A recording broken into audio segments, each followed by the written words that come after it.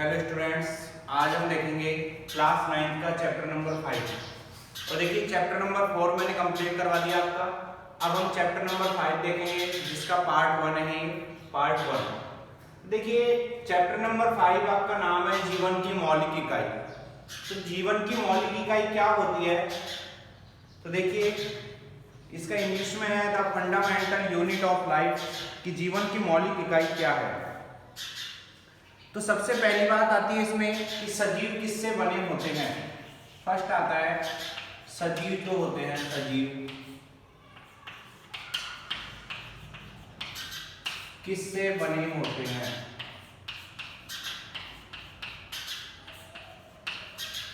तो बात करें हम सजीवों की, तो सभी जानते हैं कि सजीव जो होते हैं वो कोशिका से बने हुए होते हैं। कोशिका से उनका निर्माण होता है सजीवों का।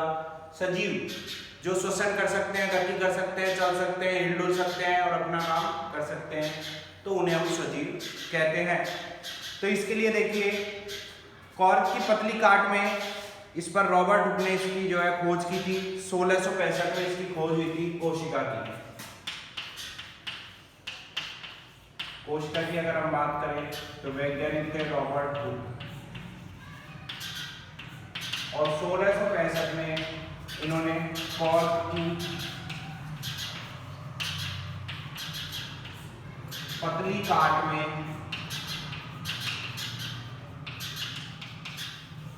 खोज की, कोशिका की खोज की इन्होंने। तो देखिए रॉबर्ट हुक ने इन प्रकोष्ठों को कोशिका कहा।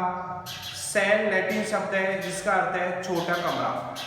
इन्हें कोशिका कहा और कोशिका में इन्होंने सेल बोला। सेल एक लैटिन भाषा का शब्द है, इसका मतलब होता है छोटा कमरा। तो ये रॉबर्ट हुक का काम था 1665 में खोज की। किसमें की? कॉर्क की पतली काट में, कोशिका, छोटा कमरा, इसका नाम था। तो देखिए सजीव किससे बने होते हैं, इसके लिए इन्होंने एक प्रैक्टिकल किया। क्या किया उस क्रियाकलाप में कि प्याज की एक छोटी सी इन्होंने झिल्ली ली। क्रियाकलाप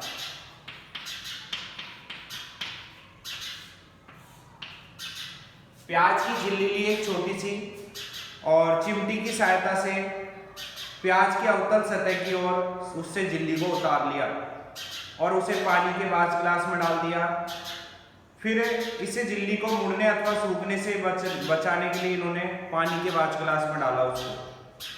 तो एक कांच की स्लाइड ली, और कांच की स्लाइड लेने के बाद में इन्होंने क्या किया कि उस पर एक पानी की बूंद डाली और वाच ग्लास में रखी झिल्ली को, छोटे टुकड़े को इस स्लाइड पर रख दिया। तो झिल्ली बिल्कुल सीधी हो जाती है। अब एक पतला पेंट ब्रश लिया इन्होंने और इस झिल्ली को स्लाइड पर रखने में जो उससे मदद ले ली, और फिर सैप्रेमाइन की इसमें बूंद डाली और कवर स्लिप लगा दी। तो देखिए सबसे पहले प्याज की झिल्ली उतारी,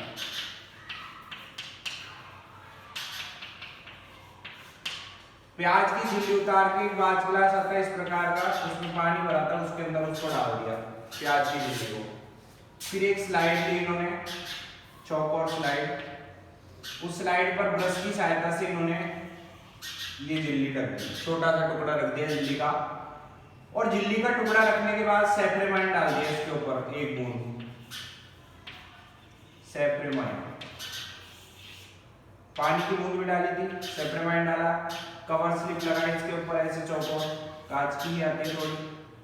फिर इसको इन्होंने माइक्रोस्कोप के अंदर रखा, सूक्ष्मदर्शी के अंदर रखा, तो इन्हें संरचना प्राप्त होती है इस प्रकार की कुछ संरचना प्राप्त हुई इनको।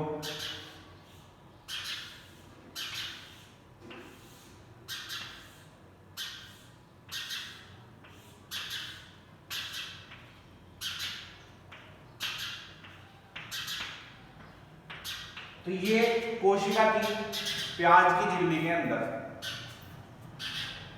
और इस प्रकार से इन्होंने बताया कि प्याज की झिल्ली की कोशिकाएं इन्हें कहते हैं, ये जो है केंद्रक होते हैं,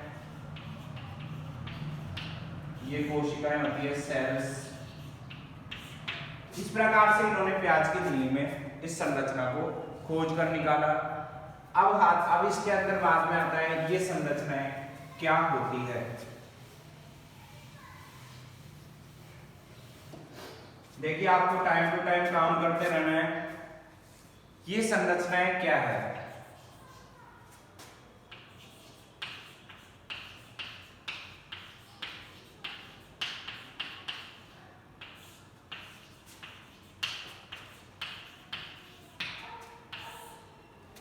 देखिए ये सभी संरचनाएं एक जैसी दिखाई देती है, ये सभी मिलकर एक बड़ी संरचना बनाते हैं जैसे प्याज। ये जो कोशिका का मैंने आपको चित्र बनाया था यहाँ इस प्रकार का चौकोर,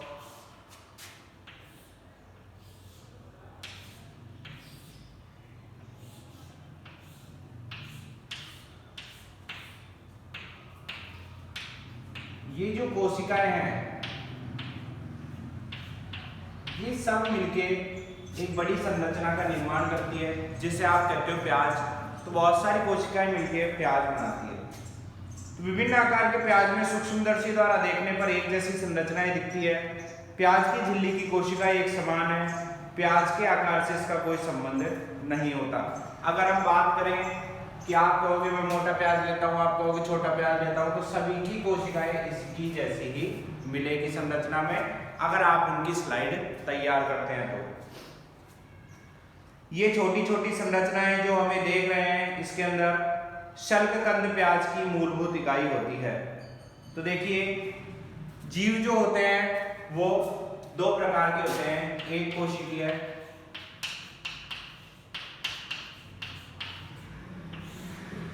और बहुकोशिकीय।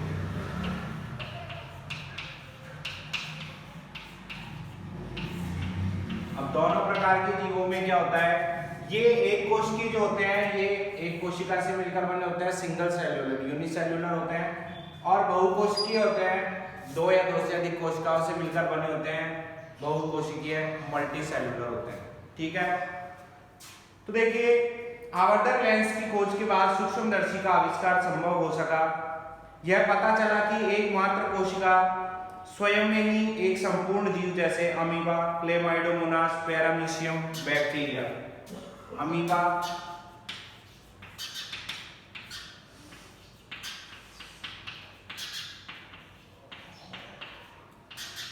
क्लेमाइडोमोनास,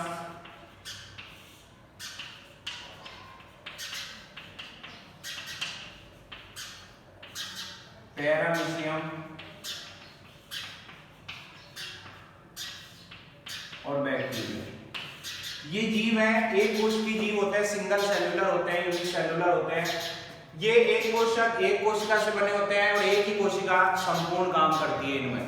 ठीक है, तो देखिए इन सजीवों को एक कोश के जीव कहते हैं। इसके अतिरिक्त बहुकोशिक जीवों में अनेक कोशिकाएं सम्मिलित होती है, जैसे फंजाई, कवक, पादप,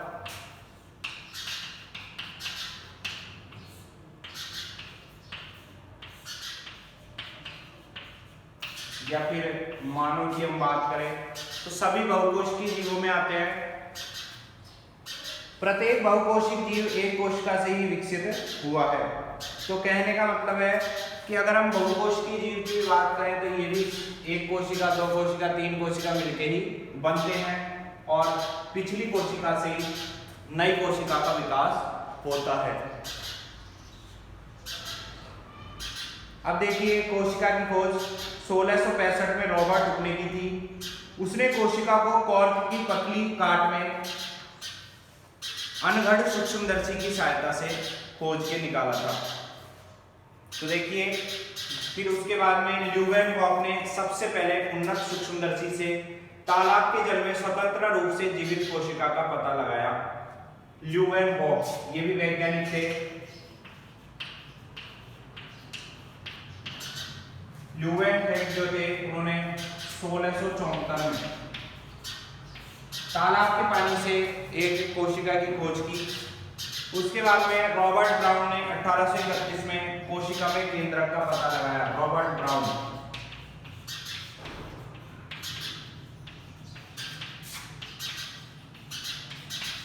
1831 में केंद्रक की खोज की रॉबर्ट ब्राउन नामक वैज्ञानिक ने। फिर आता है जेई पुरोकंज ने 1839 में कोशिका में तरल जैविक पदार्थ को जीव द्रव्य का नाम दिया।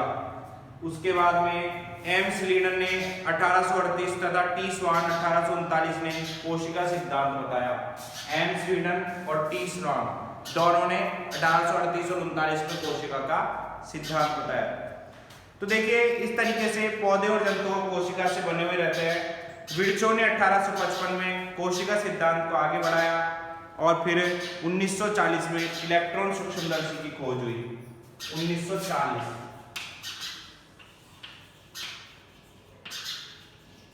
इलेक्ट्रॉन सूक्ष्मदर्शी की खोज 1940 में की गई इलेक्ट्रॉन सूक्ष्मदर्शी की खोज। अब आता है क्रियाकलाप नंबर 2। तो देखिए इसमें हम क्या देखते हैं इस क्रियाकलाप में कि हम पत्ती की झिल्ली, प्याज की मूलाग्र अथवा विभिन्न आकार के प्याज की झिल्ली को अस्थायी स्लाइड बना सकते हैं। तो देखिए क्या किया इसमें, कुछ जीवों में विभिन्न प्रकार की कोशिकाएं भी हो सकती है। तो कोशिकाओं के भी प्रकार होते हैं, चिकनी पेशीय कोशिका है। कौन कौन सी कोशिकाएं होती है देखिए हम देखेंगे अब यहाँ।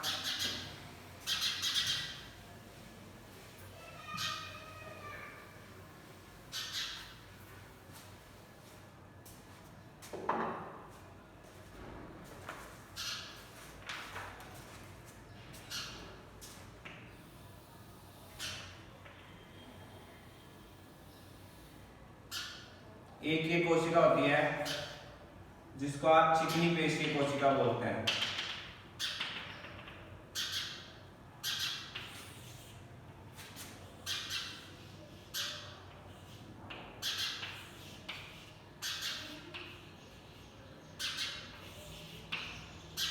एक कुछ इस प्रकार की होती है रुधिर सेल्स।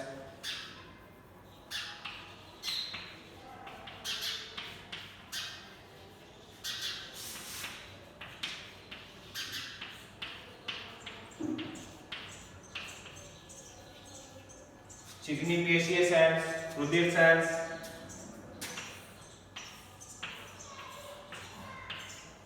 एक इस प्रकार की होती है नर्वस सेल होती है तंत्रिका।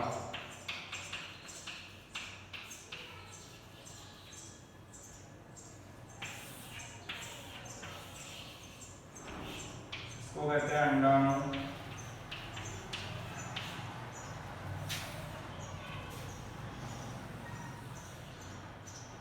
इसको कहते हैं शुक्राणु।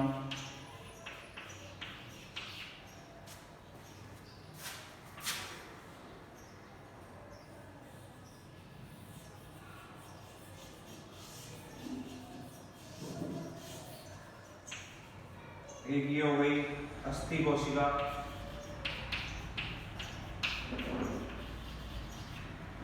अस्थि सेल।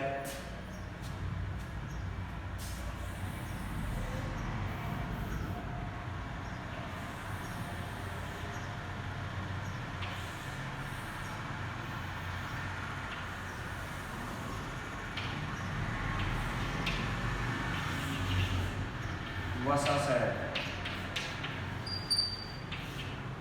इस प्रकार से ये कोशिकाओं के प्रकार होते हैं। ये चित्र है जो आपको किताब में कॉपी में बनाने हैं। तो देखिए क्या होता है इनमें, कोशिकाओं की आकृति तथा आकार उनके विशिष्ट कार्यों के अनुरूप होते हैं। कुछ कोशिकाएं अपना आकार बदलती रहती है, जैसे एक कोश की अमीबा। अगर एक कोश की अमीबा की बात करो आप, तो अमीबा जो होता है अमीबा, आप शुरू से पढ़ते आ रहे हो छोटी क्लास से। अमीबा एक कोश की होने के साथ साथ अपना आकार किसी भी प्रकार से चेंज कर सकता है। तो देखिए कुछ जीवों में कोशिका का आकार लगभग स्थिर रहता है और प्रत्येक प्रकार की कोशिका के लिए विशिष्ट होता है। उदाहरण के लिए तंत्रिका कोशिका। ये जो तंत्रिका कोशिका होती है ये फिक्स होती है न्यूरॉन, इसका आकार एक जैसा ही होता है। प्रत्येक जीवित कोशिका में कुछ मूलभूत कार्य करने की क्षमता होती है। तो देखिए मनुष्य के शरीर में हृदय रुधिर को पंप करता है तथा आमाशय भोजन का पाचन करता है। तो इसी प्रकार जो है मनुष्य का शरीर जो होता है उसमें कार्य बटे हुए रहते हैं कि कौन से अंग को क्या कार्य करना है। तो ये भी एक अच्छी प्रोसेस है। सब अपना अपना कार्य पूर्ण अच्छे तरीके से जो है रुचि लेकर करते हैं। तो देखिए सभी कोशिकाओं में एक ही प्रकार के कोशिकांग होते हैं, इससे कोई फर्क नहीं पड़ता कि उसके कार्य क्या है अथवा वे किस जीव में पाई गई है। तो देखिए सभी कोशिकाओं में एक ही प्रकार के कोशिकांग होते हैं। तो देखिए अगला टॉपिक आता है हमारा अब, कोशिका किससे बनी होती है, कोशिका का संरचनात्मक संगठन क्या है।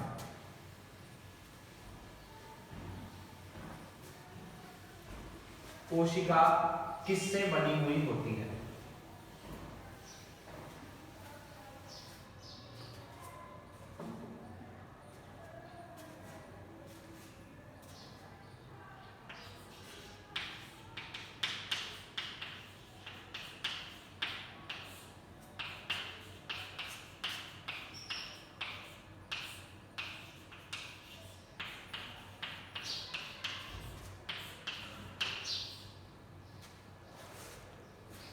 हमने देखा है, हमने देखी क्या देखा हमने कि कोशिका में विशिष्ट घटक होते हैं जिन्हें कोशिकांग कहते हैं। तो देखिए क्या क्या होते हैं, कोशिका में 3 गुण दिखाई देते हैं, प्लाज्मा झिल्ली, केंद्रक और कोशिका द्रव्य।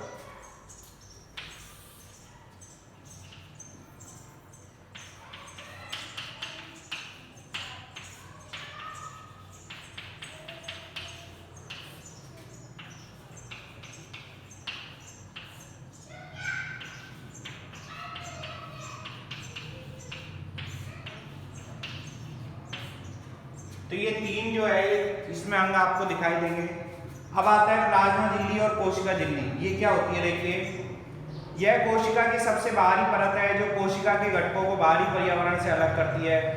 प्लाज्मा झिल्ली कुछ पदार्थों को अंदर अथवा बाहर आने जाने देती है। यह अन्य पदार्थों की गति को भी रोकती है, इसलिए इसे वर्णात्मक पारगम्य झिल्ली कहते हैं। प्लाज्मा झिल्ली, ये जो प्लाज्मा झिल्ली है ये एक परत के रूप में पाई जाती है कोशिका के ऊपर, और ये निर्धारण करती है कि किसको अंदर आना है और किसको बाहर जाना है। तो इसलिए इसको चयनात्मक अर्धपारगम्य झिल्ली भी बोलते हैं। कुछ पदार्थ जैसे कार्बन डाइऑक्साइड अथवा ऑक्सीजन कोशिका झिल्ली के आर पार विसरण प्रक्रिया द्वारा आ जा सकते हैं। तो देखिए विसरण की प्रक्रिया के लिए भी हमने पढ़ चुके, विसरण क्या होता है। तो पदार्थों की गति उच्च सांद्रता से निम्न सांद्रता की ओर होती है। कुछ इसी प्रकार की प्रक्रिया कोशिका में भी होती है। जब कुछ पदार्थ जैसे CO2 कोशिकीय अपशिष्ट है और इसका निष्कासन आवश्यक है तो कोशिका में एकत्रित हो जाती है, तो उसकी सांद्रता बढ़ जाती है, और कोशिका के बाह्य पर्यावरण में CO2 की सांद्रता कोशिका में स्थित CO2 की सांद्रता की अपेक्षा कम होती है। तो देखिए कोशिका में जो CO2 है उसकी सांद्रता हो जाती है अधिक, और पर्यावरण में जो CO2 है उसकी सांद्रता हो जाती है कम। तो क्या बताया था, यही बताया था कि उच्च सांद्रता से निम्न सांद्रता की ओर गति होती है। तो देखिए क्या होगा इसमें कि कोशिका के बाह्य पर्यावरण में CO2 की सांद्रता कोशिका में स्थित CO2 की सांद्रता की अपेक्षा कम होती है। जैसे ही कोशिका के अंदर और बाहर CO2 की सांद्रता में अंतर आता है, उसी समय उच्च सांद्रता से निम्न सांद्रता की ओर विसरण द्वारा कोशिका से CO2 बाहर निकल जाती है।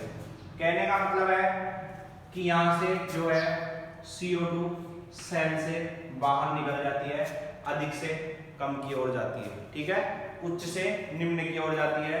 इस प्रकार विसरण की प्रक्रिया द्वारा जो है कार्बन डाइऑक्साइड हमारे शरीर से बाहर निकलती है। अब आता है कि हम किसी जंतु कोशिका अथवा पादप कोशिका को शक्कर अथवा नमक के विलयन में रखें तो क्या हो सकता है। तो देखो 3 घटनाओं में से एक घटना हो सकती है। आपकी किताब में 3 घटनाएं इसमें दे रखी है। तो 3 घटनाएं क्या दे रखी है, देखिए यदि कोशिका को तनु विलयन वाले माध्यम अर्थात जल में शक्कर अथवा नमक की मात्रा कम और जल की मात्रा ज्यादा है उसमें रखा गया तो परासरण विधि द्वारा कोशिका के अंदर चला जाएगा। ऐसे विलयन को अल्प परासरण दाबी विलयन कहते हैं। देखिए इसमें क्या होगा,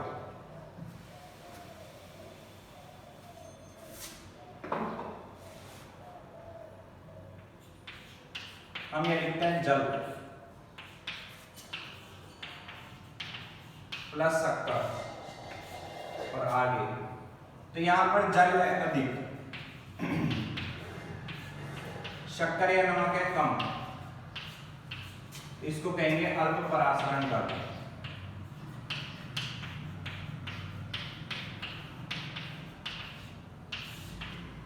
पहली कंडीशन। दूसरी देखिए, पहली में क्या हुआ कि जल परासरण विधि द्वारा कोशिका के अंदर चला जाएगा क्योंकि जल की मात्रा ज्यादा है। तो जल के अणु कोशिका झिल्ली के दोनों ओर आवागमन करने के लिए स्वतंत्र होते हैं, लेकिन कोशिका के अंदर जाने वाले जल की मात्रा कोशिका से बाहर आने वाले जल की मात्रा से अधिक होगी। तो कोशिका के अंदर जो है अधिक जल जाएगा जबकि बाहर कम आएगा। दूसरी देखिए, यदि कोशिका को ऐसे माध्यम या विलयन में रखा जाए जिसमें बाह्य जल की सांद्रता कोशिका में स्थित जल की सांद्रता के ठीक बराबर हो, मतलब इसमें जल जो है कोशिका के अंदर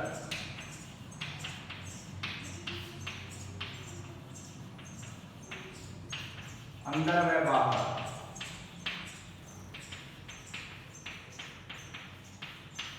जल की सांद्रता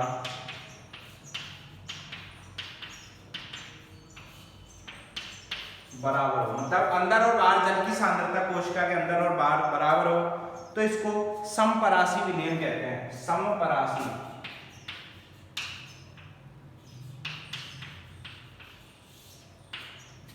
समपरासरी विलयन कहते हैं इसको। और तीसरी कंडीशन आती है कि यदि कोशिका के बाहर वाला विलयन अंदर के घोल से अधिक सांद्र है,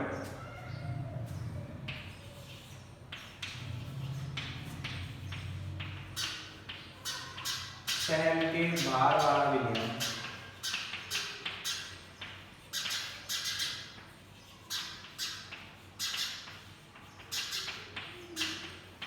अंदर वाले से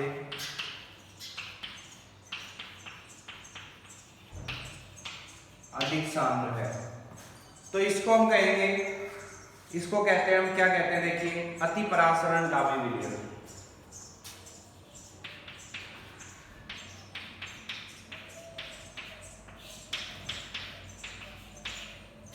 देखिए तीनों आपके सामने हैं, तीनों में क्या है, पहले वाले में यह है कि जल के अणु कोशिका झिल्ली के दोनों ओर आवागमन करने के लिए स्वतंत्र होते हैं, लेकिन कोशिका के अंदर जाने वाले जल की मात्रा ज्यादा होती है जबकि बाहर आने वाले जल की मात्रा कम होती है। दूसरे में क्या है, जल कोशिका झिल्ली के दोनों ओर आता जाता है लेकिन जल की जो मात्रा अंदर गई है उतनी ही बाहर आती है, मतलब दोनों में समान चलता है। तीसरे में जल कोशिका झिल्ली के दोनों ओर आ जा सकता है, लेकिन इस स्थिति में कोशिका झिल्ली से अधिक जल बाहर आएगा और कम जल अंदर जाएगा। देखिए इसमें तो अधिक जल अंदर जाएगा और कम जल बाहर आएगा पहले में, दूसरे में समान ही बाहर आएगा समान ही अंदर जाएगा, तीसरे में बाहर ज्यादा आएगा और अंदर कम जाएगा।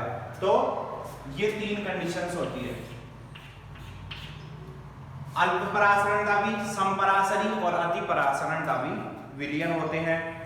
तो इसको जो है क्रियाकलाप भी इसमें छोटे छोटे अंडे वाला और दूसरा है कवच रहित अंडक नमक वाला, तो दोनों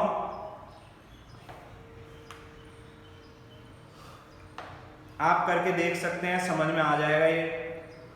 फिर उसके बाद में आता है क्रियाकलाप 5.4। तो इन्होंने क्या किया, सूखी किशमिश अथवा खुबानी को केवल जल में रखा और उसे कुछ समय के लिए छोड़ दिया।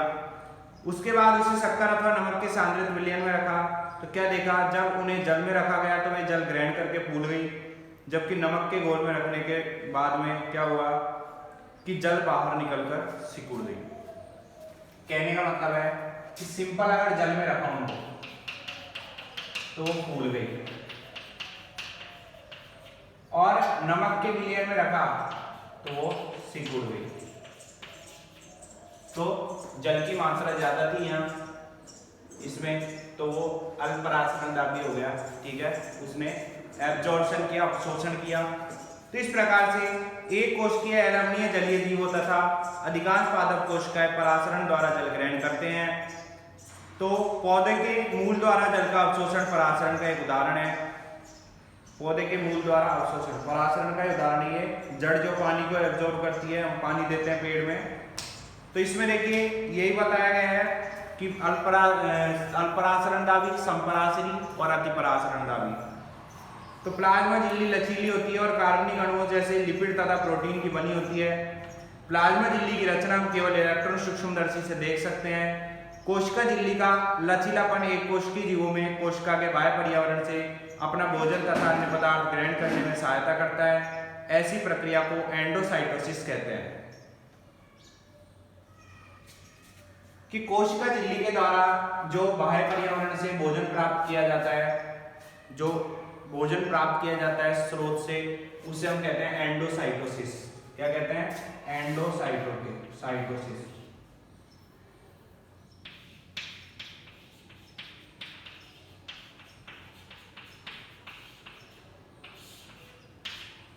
तो ये आपका पार्ट फर्स्ट जो है वो कंप्लीट होता है 9th क्लास का। चैप्टर नंबर 5 का पार्ट फर्स्ट ये कंप्लीट हो गया। इसके नोट्स आप तैयार कर लेंगे, आगे पढ़ेंगे पार्ट सेकंड। Thank you.